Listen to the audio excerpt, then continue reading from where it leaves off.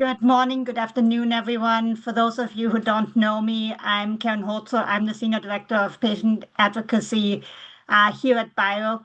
I'm so excited to be here with a really distinguished panel of amazing advocacy leaders and experts for our last coffee chat of the year.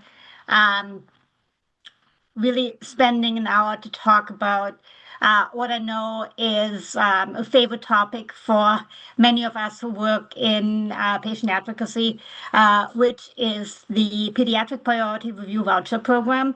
And I think we are at a really exciting inflection point where hopefully we can see this really impactful and really important program reauthorized possibly in the next couple of days before the end of the year. We have a wonderful lineup of speakers today. I will ask each panelist to introduce themselves as we get started because they will do a much better job in presentations than I will. But in the chat, you will see their bios and headshots.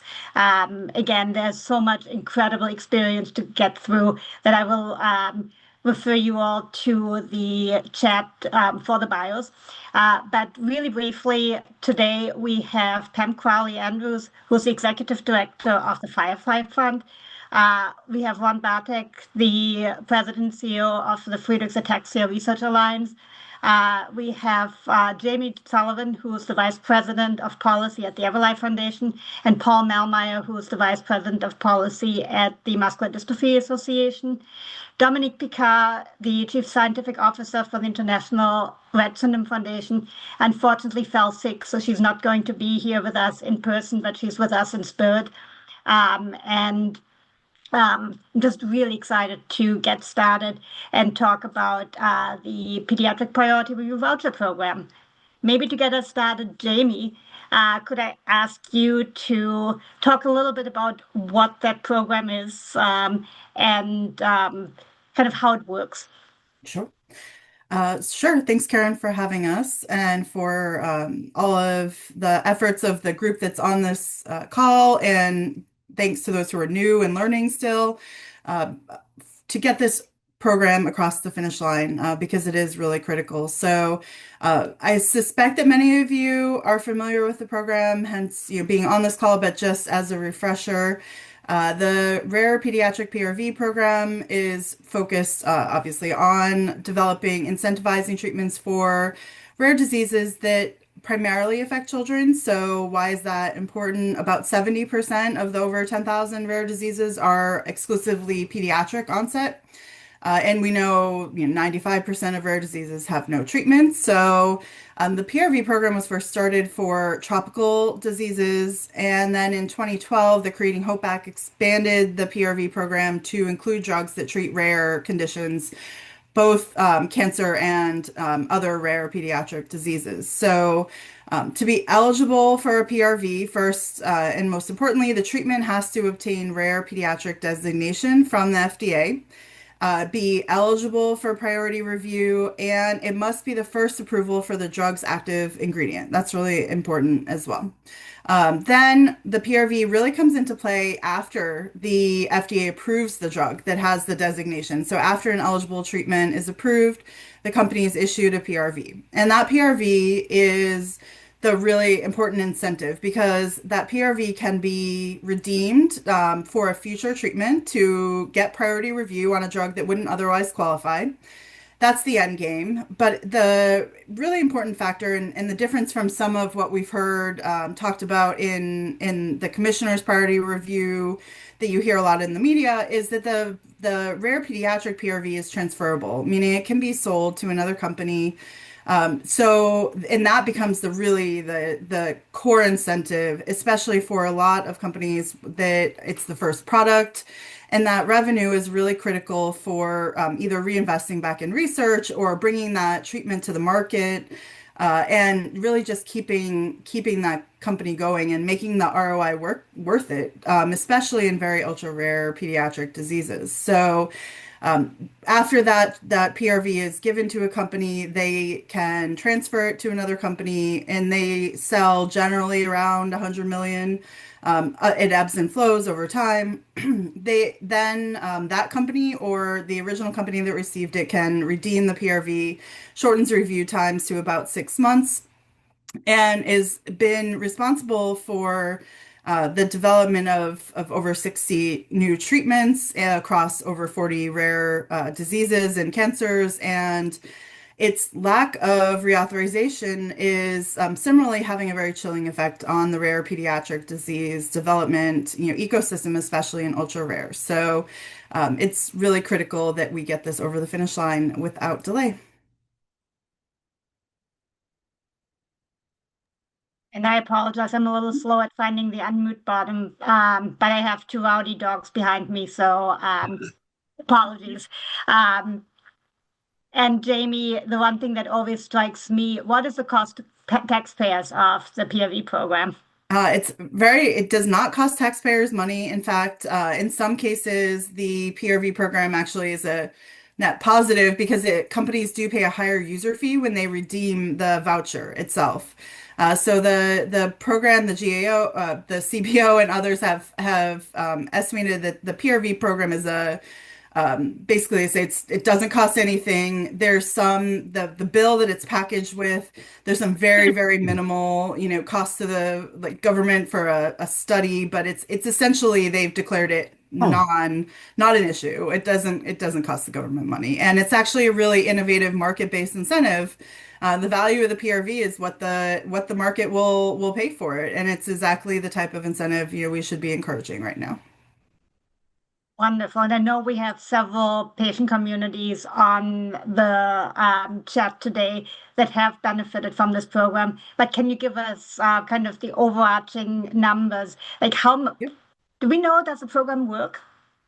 How Well, well I does it? think that we are seeing, as with any incentive, it takes time to become even more effective and see that impact. And so, what you hear often are for those that are maybe skeptical about the program, are statistics from a study that was done back in 2019 before the program really had a chance to mature, and it's really it was hard to identify exactly what it was driving. So since then, however, we've seen the program's maturation, we've seen the impact grow, and uh, increasingly, we've also seen what not having the reauthorization is leading to. So we know that there's been 63 vouchers awarded, likely, or at least recorded in the register, likely a couple more that haven't been yet recorded. We know that it's over 40 diseases that have been impacted by PRVs, and only a small handful of those had any treatment options prior to the program being introduced. And so you already alluded it to, but where are we now? What's the status of the program? And what would you say? I've heard from some people, oh, we have time to reauthorize it. What is your response? Sure. So on December 20th of last year, the program officially expired. So the ability um, to qualify for a voucher expired on December 20th, meaning that any company that was going to receive a voucher had to have their designation by December 20th, 2024. And because there's a sunset window in the last reauthorization, which occurred in 2020, the FDA does technically have until September 30th, 2026 to finish awarding vouchers. So if a company received a designation prior to 2024 to December 20th, they get approval by September 30th, 2026, they would still technically qualify for a voucher. That means that their application has to be in already. So there has to be an NDA or BLA basically under review if we think about that timing that we're 9 months out from that deadline.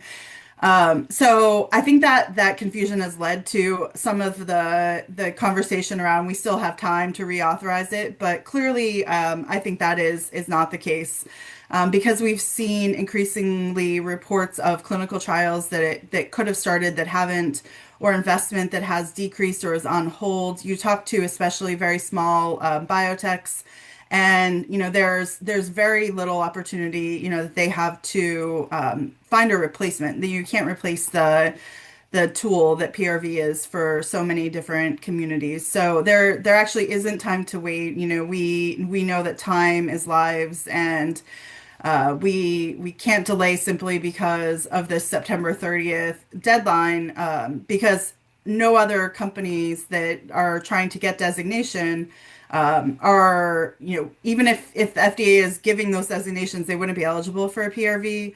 And so many companies that did get designated, especially in the later part of 2024, there was no realistic chance that they finished their development program and submitted their NDAs or BLAs prior to that September 30th deadline. So there's a lot at stake. And I know we'll dive more into this later. And for everybody in the audience, I do want to make sure that we have a lot of time at the end for questions. So get your questions ready. But Jamie, is there a path to reauthorize the program in the next couple of days? And if so, what can, in particular, patient advocates that are on the phone, that are on the line today, what can they do? Great question. So thankfully, the House has completed their work and passed the Give Kids a Chance Act just 2 weeks ago. So the Give Kids a Chance Act is the vehicle that the PRV reauthorization is currently in. It's packaged with a couple of other reforms for all targeted to, improving rare pediatric drug development. And a couple other, related things that have been put together into this package. And the Senate, however, which I will say in 2024, the House also passed the Give Kids a Chance Act. And we got so close. It was included in the end of year package, healthcare package that fell apart at the last minute. And was, really tragically left behind as the new year turned. And so this year, thanks to the advocacy of the community, the House recently completed their work, and then the Senate has introduced a related but not identical bill, which is going to be important, I think, for what happens in the next, couple weeks. But that bill is gaining, co-sponsors. We have certainly been pushing. There has not been a formal help committee markup, but what we are really advocating for at this point is either to expedite that process, or ideally, I think the best shot is that if the Senate can hotline and pass the Give Kids a Chance Act, with unanimous consent, that is going to be the most expeditious, process for making sure this program gets renewed before the end of the year. Most people probably know that requires literally unanimous consent, unlike in the House, where there's only one senator that can hold up the package, and so if that happens, as it did last December 20th, that mechanism can't be used. So we are in parallel tracks pushing the help committee leadership to act urgently, and also trying to lay the groundwork that the bill can move via unanimous consent. So keep pushing. We have action alerts. We are working sort of at all levels, grass tops, grassroots, direct advertising, and other call center campaigns, you name it. It is full court press. This is the moment. This is the week to get it done. And the call to action is really just whatever mechanism possible to make sure this program gets reauthorized before the end of the year. Fantastic. And Jamie, maybe you can share some of the links to the action alerts, etc., in the chat. And Sure we'll thing. make sure in the follow-up from today we'll include that too. But I know every day counts because there are not that many days left until the end of the year. Absolutely. Pam, I would love to turn it over to you. Before we dive into what the PRV program means to you, your community, your family, would you mind briefly introducing yourself and the Firefly Fund? And in particular, kind of your journey into patient advocacy and why you co-founded the Firefly Fund. Sure. Hi, Karen. Thanks for having me today, and hi to my fellow panelists.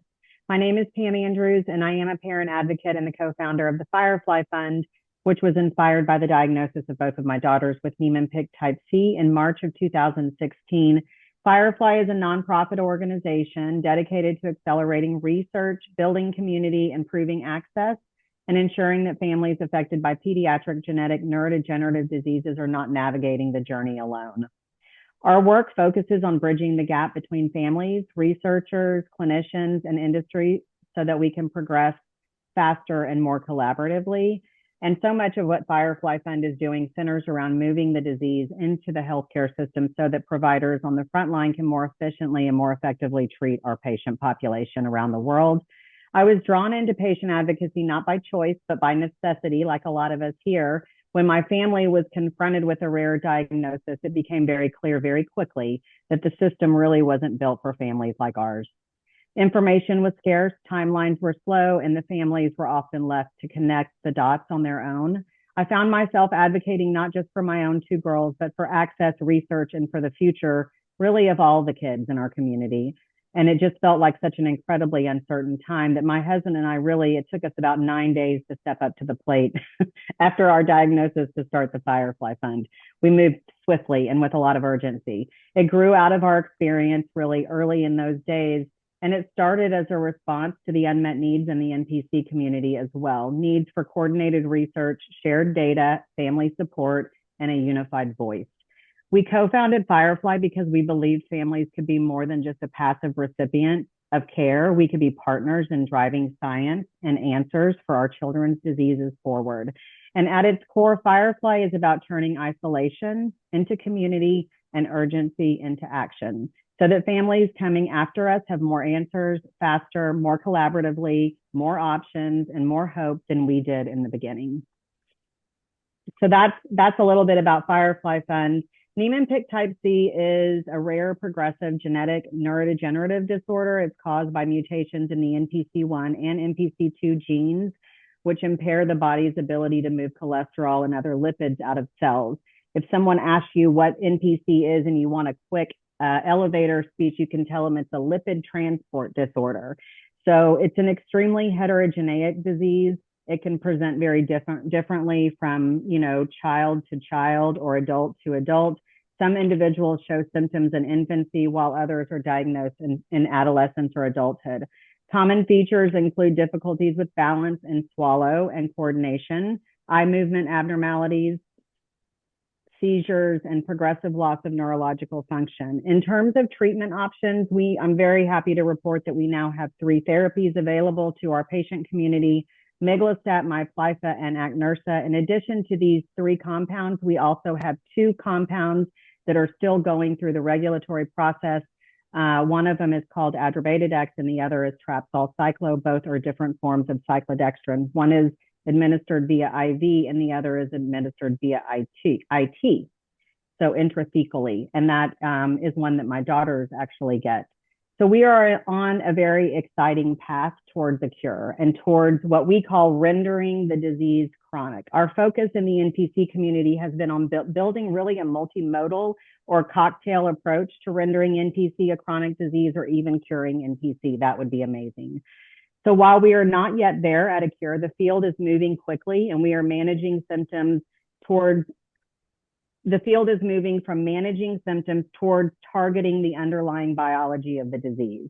And some of the new therapies we had approved last year and the ones that are currently going through the regulatory process do get at the underlying biology of the disease. And this is very important. So families are no longer waiting on the sidelines. We are actively shaping research priorities. We are, actively participating in clinical trial design and having conversations with regulators about our pathways for approvals. And the collective momentum gives us real reason for optimism in the NPC community, with more effective treatments and ultimately transformative therapies that are within reach. This is so incredible. So I don't know if I answered all your questions, but that's some of this is absolutely incredible. And can you talk a little bit more about the need that you saw for the Firefly Fund? Why is it so difficult to develop this research, and why did you need to develop the fund? Sure, absolutely. First, I think the patient populations are extremely small and geographically dispersed. Antiquated business models make it hard to collect the natural history data. So there were just some real glaring reasons that we needed to step up. A lot of really profound sort of unmet needs in the NPC space. So we originally stepped up, for those reasons, but also, the biology of NPC is very complex. There are, as we have talked about earlier, the financial and commercial barriers to drug development also exist in the NPC community. It's interesting to note when we were diagnosed, we were given a Make-A-Wish form when my daughters were diagnosed. And what we later learned was that there is over 100 years of science in the NPC space. That's a lot of years of science. And we've had over 6 generations of clinical trials. So that's a lot of kids that have been through clinical trials with antiquated business models. And, at the end of the day, where I sort of see this as it's not been a scientific issue. For Firefly, we have a lot of science. We have a lot of years of documented science, peer-reviewed, published science, and we've done a lot of clinical trials. For us, it was about really focusing on the business models and trying to get regulators the answers they needed about the efficacy of our drugs. And so, all of those reasons combined are really why we started Firefly Fund.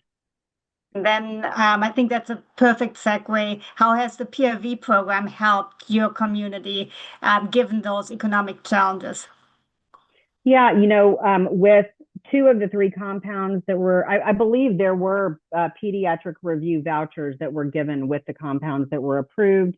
I don't know about miglustat because it was, so long ago, but they have been extremely helpful for the companies in terms of commercializing the drugs and making the drugs available to the NPC community, and allowed the companies to create patient access programs so that if your insurance isn't covering the drug, that you can participate in these patient access programs as well. So they provide a lot of assistance for the commercialization portion of drug development. And now that the program has lapsed, what does reauthorization mean for you, and why is it so important to get it done as soon as possible? Yes, it is very important so that the rare disease community can, as we've talked about, our disease groups are all very small. And so it's very expensive to get, a clinical trial done. And so these vouchers really help the companies with all of those aspects of drug development. Wonderful. What is the one thing that you hope people on this webinar today will take away from the conversation and about the program and about what it means for you and your community? Well, I think without the vouchers, I don't know that the drugs would even be I think it's not viable for these drugs to go through the regulatory pathways without the vouchers. I think they provide real support that is really needed for these small groups. So what's at stake is, a bunch of kids' lives. And I think that's the one theme throughout. There's so many communities who are desperately hoping for these treatments because lives are at stake. And so every minute counts. Absolutely. Thank you. I would love to turn over to Ron because I think I see a lot of similarities in your journey and in why the PRV program has been so important for the Friedreich's ataxia community. Ron, would you again briefly introduce yourself and Farah and talk a little bit about what has the PRV program meant to your community? Thank you, Karen. So yeah, I'm Ron Bartek. I'm president and co-founder of the Friedreich's Ataxia Research Alliance. Like Pam, my experience with this disease and the rare disease community generally is that my stepson Keith, when he was 11 years old, was diagnosed with Friedreich's ataxia, disease we'd never heard of, and so we decided quickly to start advocating for a disease that had no treatment and no clinical trials and not a lot of science. And so we did that. A year later, we established the foundation. And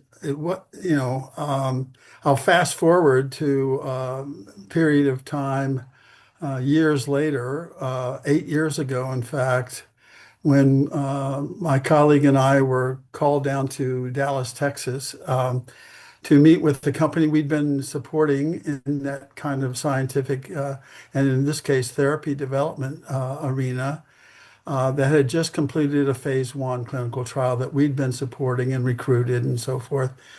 And we looked at the data. They reported from the phase 1, and at the end of the briefing, the CEO said to my colleague and me, "So what do you think?" We simultaneously, without rehearsal, said the same thing. We said, best data we've ever seen, because it had met its endpoint. We had not yet had an experience where a clinical trial actually met its darn endpoint.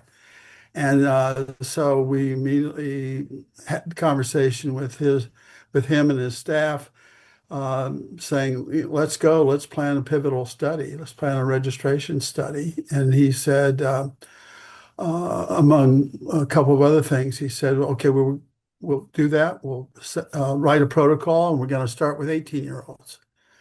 And I slammed my fist on the table and said, no, you won't. You need to begin including children from the outset. And he said, no, the FDA would not buy that. And I didn't say this, but I thought it. I said, we might know a little bit more about the FDA than you do, and we're confident they will buy it. I suggested going down to 10-year-olds. My colleague suggested 12-year-olds, and the CEO continued to stick to his guns, saying, no, we're going to have to start with 18-year-olds. And then I told him about the rare pediatric disease priority review vouchers that could end up bringing his little biotech that was struggling for cash a couple $100 million if it worked out.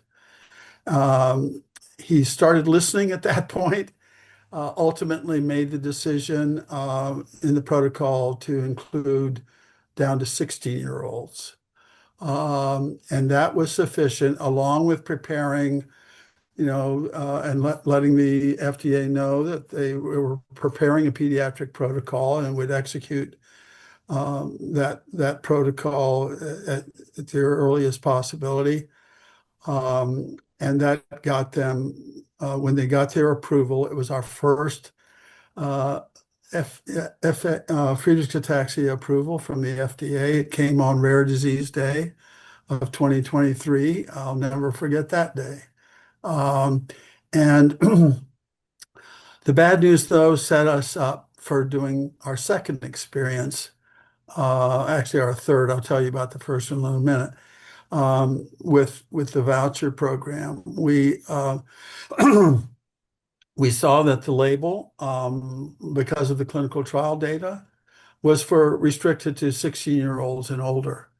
And we knew about a third of our population was under 16, and we knew all of our patients were under 16 when so much of the damage was done, damage that begins in the womb and is relentlessly progressive. So we set about almost immediately to do something about that. We never wanted that to happen to our disease group again, our community. Didn't want it to happen to anybody's disease community.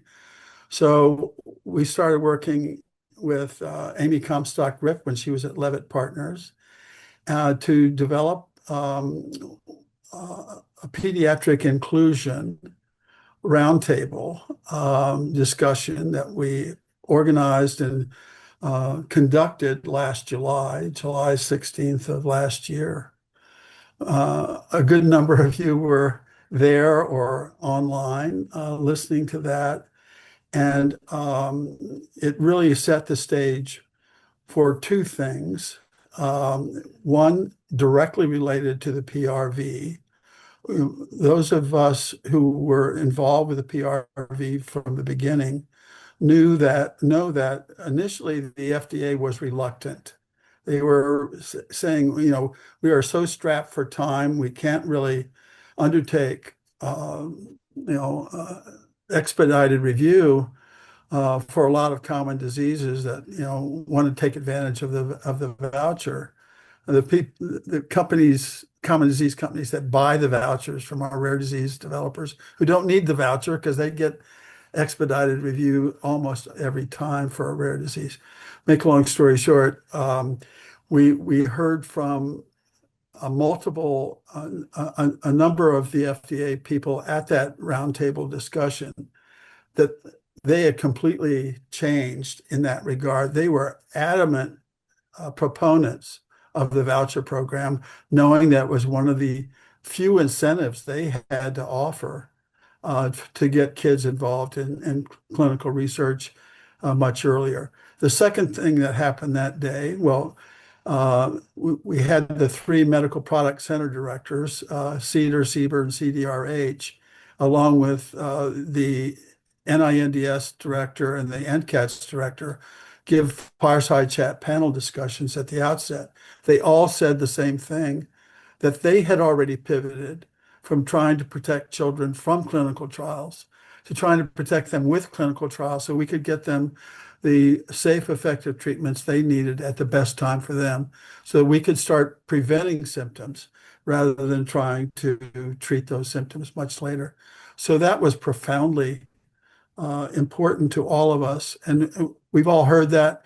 And so Amy and I decided that day at lunch to start what we call the Pediatric Inclusion Alliance. Some of you are active in that alliance. And we're trying to socialize that message to our industry partners, to everybody's industry partners, and to other patient advocacy organizations that we need to get children involved in the clinical trials much earlier. One final quick note, and that is that our history in the PRVs goes back to the inception.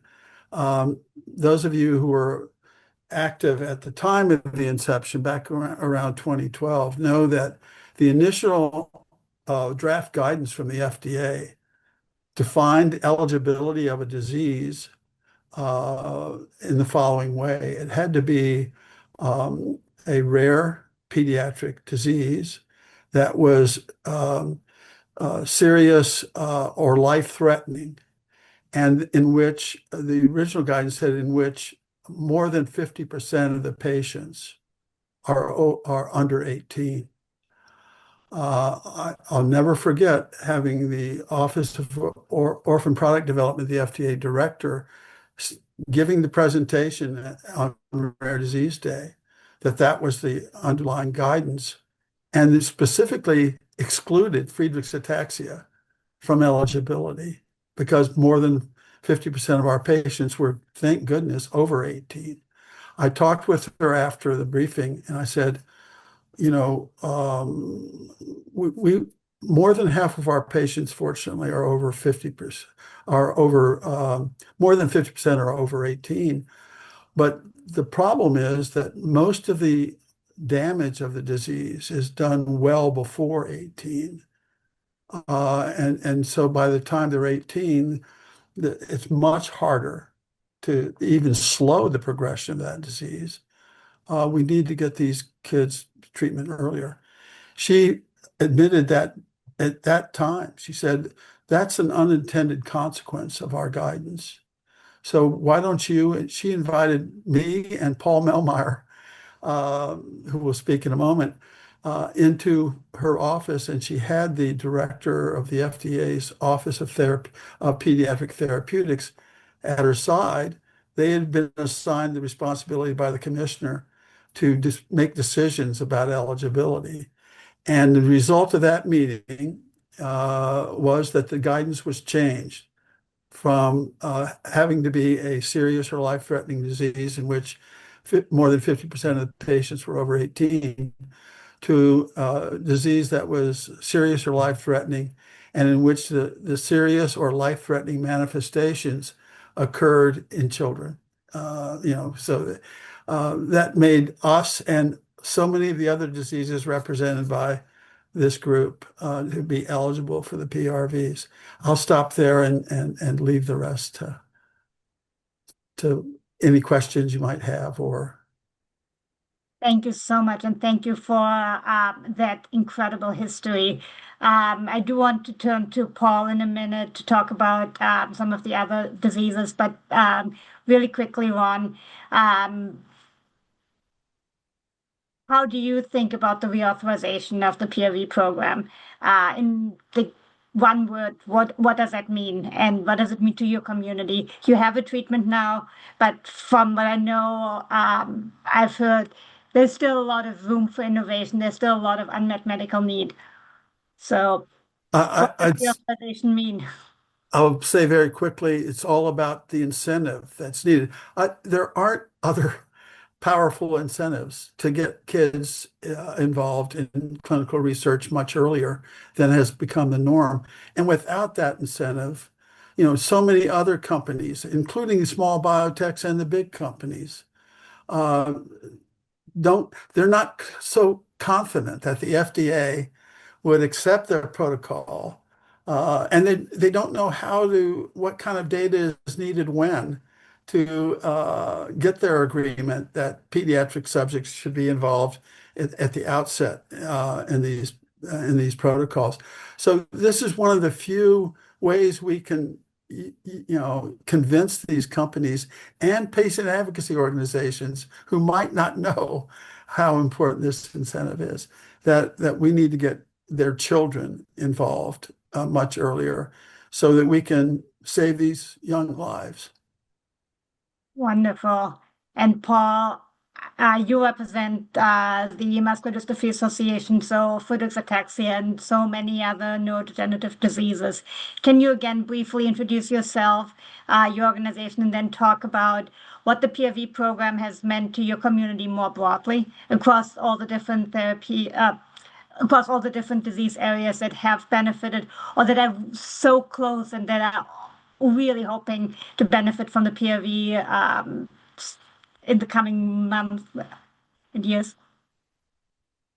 Yeah, absolutely. Well, good afternoon, good morning, everybody. I am Paul Melmeyer. I lead public policy and advocacy at the Muscular Dystrophy Association.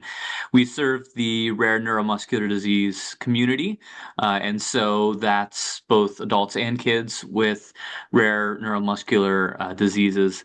And to kind of Ron's point, that's oftentimes within the same disease area, both adults and children with rare neuromuscular diseases. But these are conditions that are largely genetic in nature and consequently have clinical manifestations, oftentimes starting within childhood.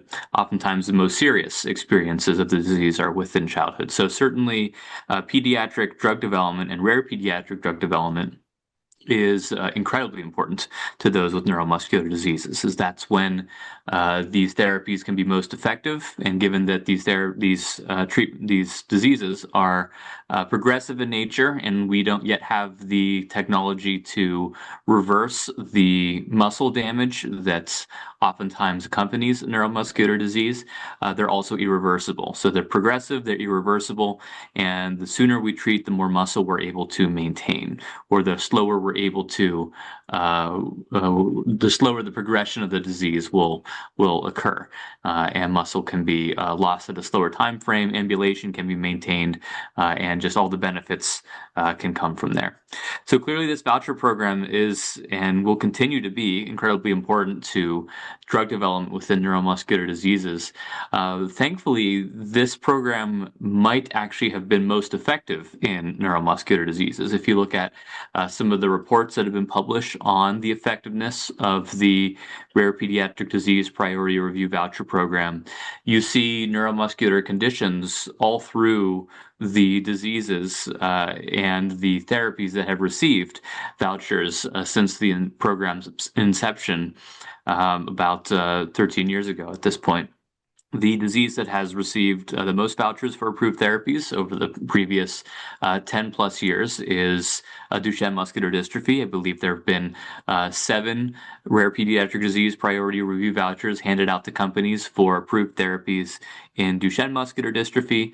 There have been 3 within spinal muscular atrophy, the 1 in Friedreich ataxia that Ron has mentioned, and actually most recently, just within the last month or two, also a voucher handed out for TK2D, which is a mitochondrial disease.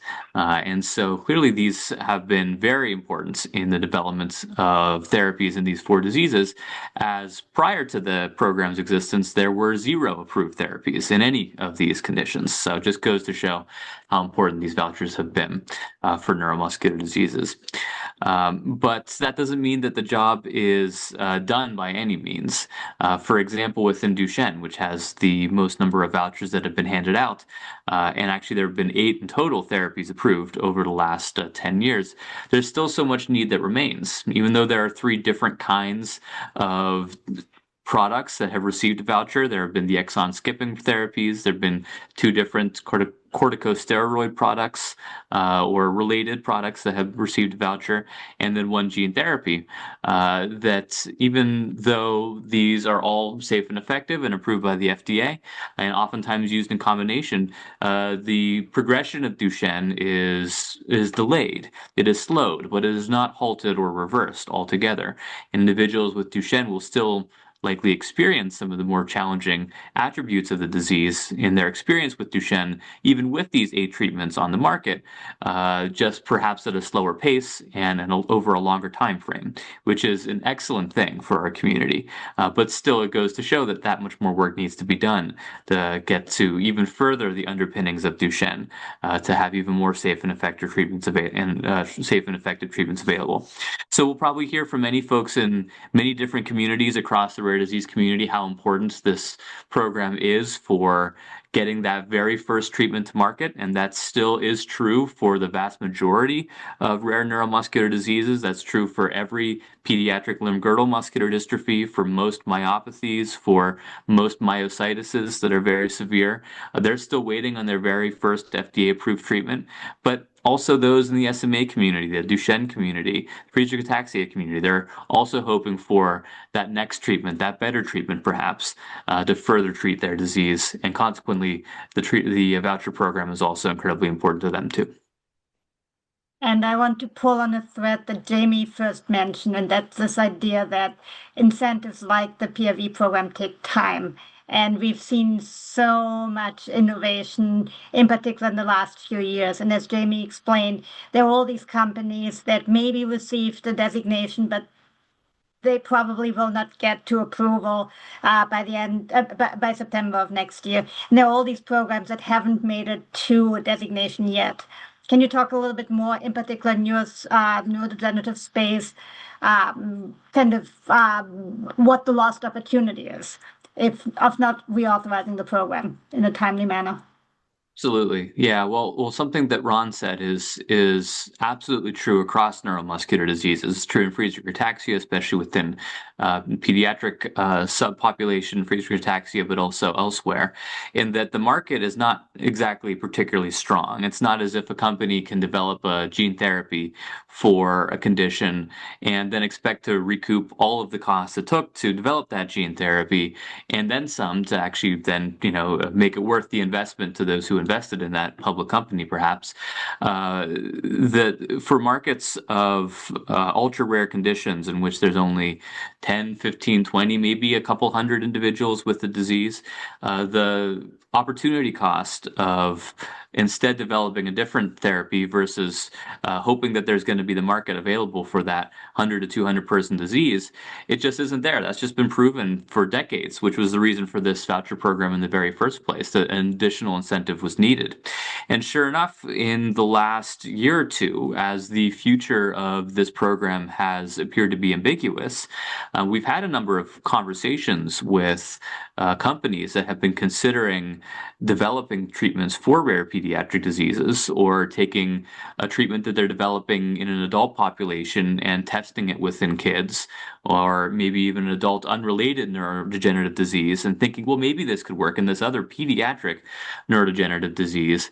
But where's the incentive? I don't know if that program is going to be there at the finish line if I don't get the designation in time. And obviously, these companies haven't gotten the designation in time. That deadline was last year to be able to take advantage of the program if it's not reauthorized. And then they're also not from there expecting to be able to, even those who did get the designation, to be able to get an approval by the end of September. So there's a lot of companies that have kind of potentially pressed pause on considering pursuing that additional pediatric indication from considering going into that other neuromuscular pediatric disease because the market just doesn't seem strong enough with the existing incentives. And without the voucher program there to potentially give them that 100 million, 150 million, almost upwards of 200 million within the latest sales of these vouchers, the market just isn't strong enough to justify them entering pediatric neuromuscular conditions. So we've definitely heard from companies and investors who have expressed that, and that tells us just how important it is to reauthorize the voucher program. The time is really of the essence. I do want to open it up to the audience in a few minutes. In particular, I know that there are a number of patient advocacy leaders on the call today from other communities that have benefited from the PRV program or that are so close to their first approval. But before we go there, I would love to open it up to the panelists and see, are there any other comments, anything else you want to share? In particular, it does sound like the urgency of the reauthorization, the lost opportunity of not being able to follow through on all that incredible pipeline, all that incredible innovation that's been spurred and that is so close to the finish line, and then just the economic challenges of trying to develop therapies for these rare pediatric diseases. So I just was wondering if anybody wanted to add anything before we open it up for questions.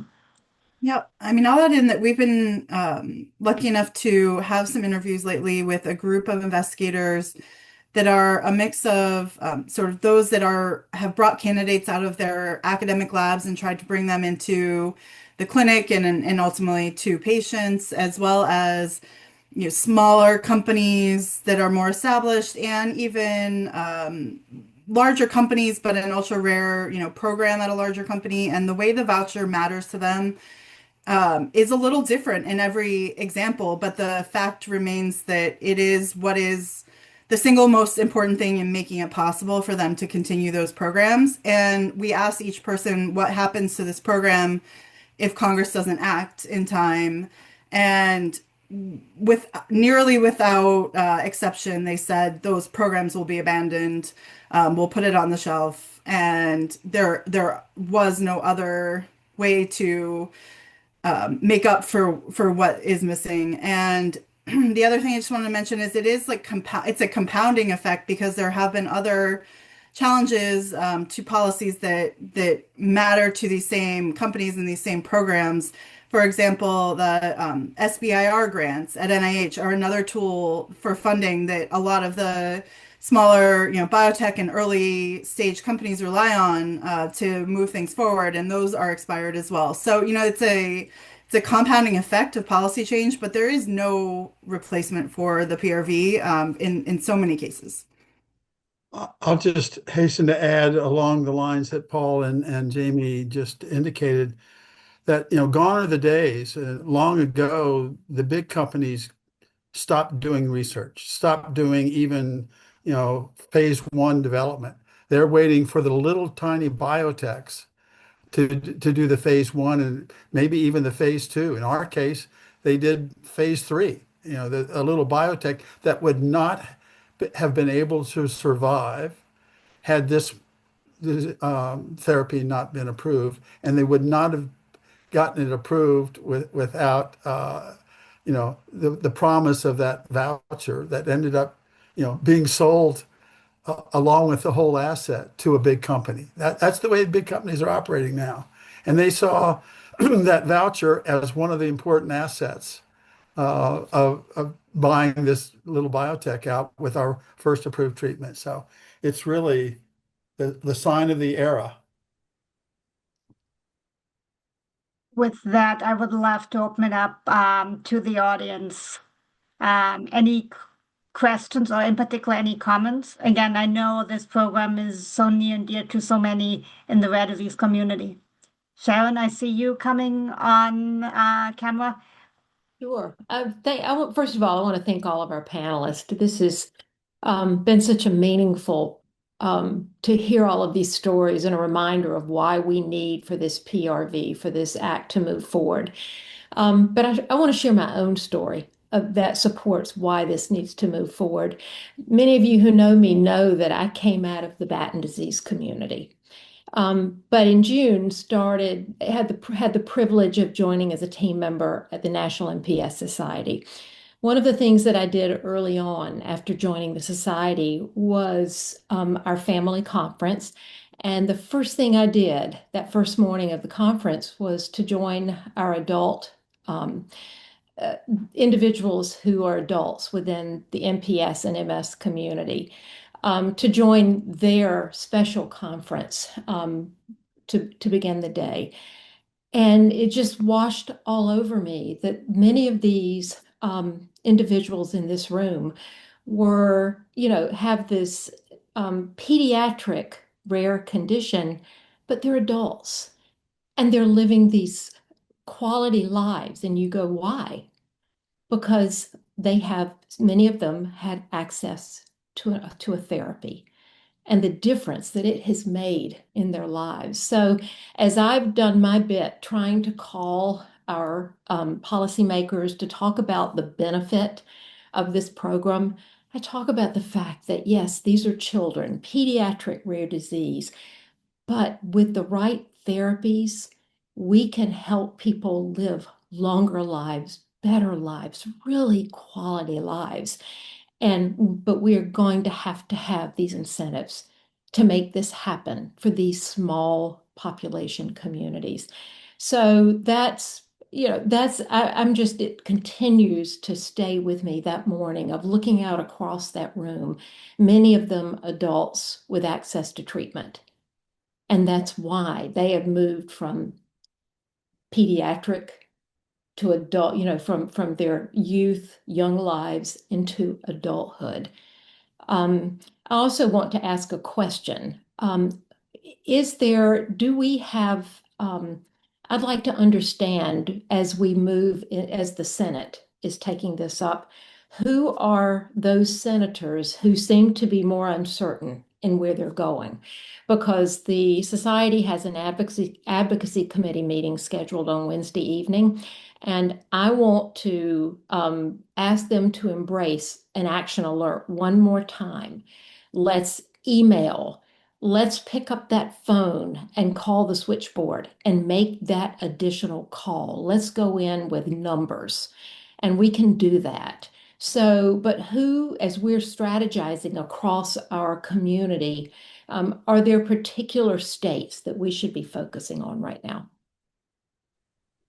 I can start and would invite Paul or others on the call that are working on this policy to step in because it can change by the moment. I can tell you how we're approaching it. We are encouraging broad support, but where there can be some targeted efforts, of course, Senate leadership to ensure that they understand the urgency factor here. So Senator Thune and Schumer, as well as then committee leadership.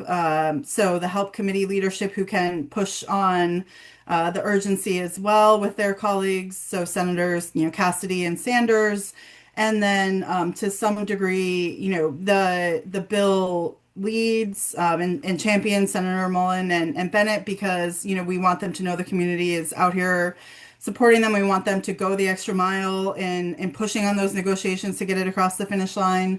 And then lastly, and some may, I ask, others to share their thoughts. And The one senator who has held up the hotline in the past, Senator Paul, primarily because of process, that he doesn't like hotlines rather than policy. So ensuring that his office understands the urgency behind this as well is always helpful. But I think by and large, our message remains, the one of urgency and getting this across the finish line. We aren't necessarily getting into the specifics of what they're negotiating behind the scenes to make that happen, but really just encouraging it to happen, for them to step up and take leadership and make this possible before the end of the year. Okay. Thanks for that. And Paul, it looks like you're agreeing. I think Jamie nailed it. Yep. Wonderful. And Sharon, thank you so much for sharing this incredible insight. Any other comments, any other questions? Again, I know there are a couple of other communities on the phone today. Kelly, I see you. And I know your community has some very exciting things coming down the pike. Do you want to briefly talk about what the PRV program means to your community? Sure, absolutely. There were so many things I was relating to so many of the conversations that have come up today. And Ron, I'll start with you and your comment about the pediatric inclusion and how important that is. And I'm glad to be on that team with you. And I, personally, I have a daughter living with limb-girdle muscular dystrophy 2I, and thankfully has been able to participate in a pediatric clinical trial from the age of 12 on. And, not all kids get to have that opportunity, but at the same time, we have other programs in development that are on hold, that are specifically on pause right now, that have shown to be safe in preliminary trial data, and until the PRV is reauthorized. So I think it's important to relay those stories, really share that information in a story to your legislators. And I love the fact that we have something so simple to share, like the action alert from Every Life Foundation. MDA has one, NORD has one. There's so many things to pass along to your community for those that aren't comfortable really coming out of their shell and sharing their personal story. I love that as an option. But oftentimes you do get sort of that, template response from your legislator, whoever that may be. But if you are comfortable, those of us on a call that are more comfortable in the situation, is really creating that personal story, calling, like you said, sending a personal email to the staffer, where you might get an actual, communication and tag. And that happened, Pennsylvania lost their key Democratic senator last year. And so really trying to build that relationship with our two new senators and working with the staffers, we are getting response, and they're actually saying, yes, we're going to work that up the chain. Thanks for sharing your story. So you're getting a little more personal interaction. So I encourage, those in your community, if you can have them make those personal touches, it's going to be maybe more impactful than an action alert if possible. So that's all I have to say. Thank you. Thank you so much for sharing and for everything that you do. And I know we're out of time, but this was an incredible conversation. Thank you all, Jamie, Pam, Paul, Ron, and everybody who joined us today. Thank you for everything you do every day to help bring therapies to pediatric rare diseases, and for your unwavering support to get this program reauthorized. We will make sure that we, in the follow-up, share the links that were shared with the action alerts that were mentioned. Thank you so much for everything that you do. We are so close, and hopefully we will get this important program over the finish line. Happy Karen, yes, Ron? I refuse to let you close without our being able to express gratitude for you organizing these coffee chats and doing it and monitoring them so compellingly. So thank you for all you do for all of us.